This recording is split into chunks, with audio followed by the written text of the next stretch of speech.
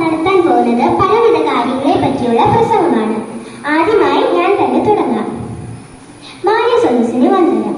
എന്റെ പേര് അമീന സുസൈ. ഞാൻ 4ാം ക്ലാസ്സിൽ പഠിക്കുന്നു.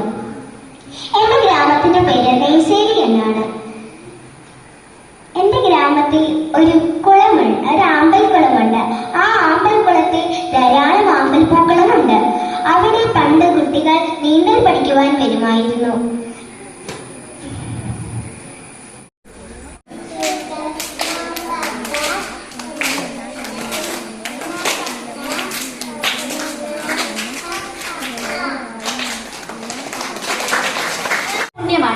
അമ്മ പെറ്റമ്മയാണെങ്കിൽ പണ്ട് നമുക്ക് പോറ്റമ്മ എത്തുന്നു. അമൃതാദീപ്. എന്റെ അമ്മയുടെ ഗ്രാമം കട്ടപ്പന. എനിക്ക് ഭയങ്കര ഇഷ്ടമുള്ള സ്ഥലമാണ് കട്ടപ്പന. അവിടെ നിറയെ ചെടികളും മരങ്ങളും.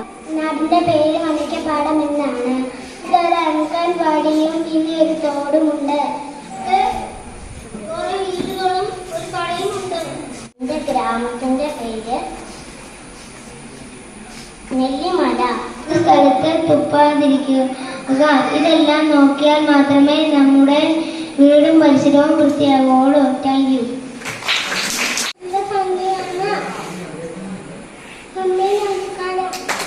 കൈ കഴുകൽ, നഖം വൃത്തിയാക്കൽ, കുളി, വൃത്തിയായ വസ്ത്രം ധരിക്കൽ എന്നിവയെല്ലാം ഇതിൽ ഉൾപ്പെടുന്നു. വ്യക്തി ശുചിത്വം പാലിക്കുന്നത് നമ്മളും മറ്റുള്ളവരെ രോഗങ്ങളിൽ നിന്ന് രക്ഷപ്പെടും. സ്ഥാപനത്തിലേക്ക് ചേക്കേറുന്ന ചിത്രശലഭങ്ങളാണ് വിദ്യാർത്ഥികൾ. എന്റെ അമ്മയുടെ വീടാണ് ഇടവട്ടി. ഇടവട്ടിയില് നിറച്ചും പൂക്കളും തോടുകളും ഉണ്ട്. അവിടെ വാഴയും ഉണ്ട്. ചെറുപ്പം മുതലേ ഞാൻ ശുദ്ധശീലങ്ങൾ പാലിച്ചു തുടങ്ങണം. എന്റെ ജീവിതമാണ് എന്റെ സന്ദേശം എന്നൊരു തുറന്ന പുസ്തകമാണ് നമ്മുടെ രാഷ്ട്രപിതാവായ മഹാത്മാഗാന്ധി. തന്റെ ജീവിതമാണ് തന്റെ സന്ദേശം എന്ന ലോകത്തെ തുറന്നു കാട്ടിയ മഹാത്മാവ്. പറങ്കിമണയുടെയും വെള്ളക്കാരുടെയും ചീറിയെടുക്കുന്ന വെടിയുണ്ടോൾക്ക് മുൻപിൽ സ്വന്തം നെഞ്ചു വിരിച്ച് വീര്യതിഹാസം രചിച്ച ഒരാൾ. സൂര്യനസ്തമിക്കാത്ത സാമ്രാജ്യത്തിന്റെ അരമനയിൽ കടന്നു ചെന്ന് ഇന്ത്യക്ക് സ്വാതന്ത്ര്യം തരിക അല്ലെങ്കിൽ സ്വതന്ത്ര ഭൂമിയിൽ 6 അടി മണ്ണ് തരിക എന്ന് നിർദ്ദേശിച്ചവരിൽ ഒരാൾ. 1948 ജനുവരി 30 നാഥുറാം വിനായക് ഗോഡ്സെയുടെ വെടിയേറ്റ് അദ്ദേഹം അന്തരിച്ചുവെങ്കിലും തന്റെ സ്വപ്നമായ ഇന്ത്യയുടെ സ്വാതന്ത്ര്യം നേടിക്കൊടുത്തത് തന്നെയാണ് അദ്ദേഹം മടങ്ങിയത്. എന്നാൽ സുന്ദരമായ ഈ പ്രകൃതിയെ മനുഷ്യർ നശിപ്പിച്ചുകൊണ്ടിരിക്കുകയാണ്. ഞാൻ പറയാൻ പോകുന്നത് എന്റെ ഗ്രാമത്തിനെ കുറിച്ചാണ്.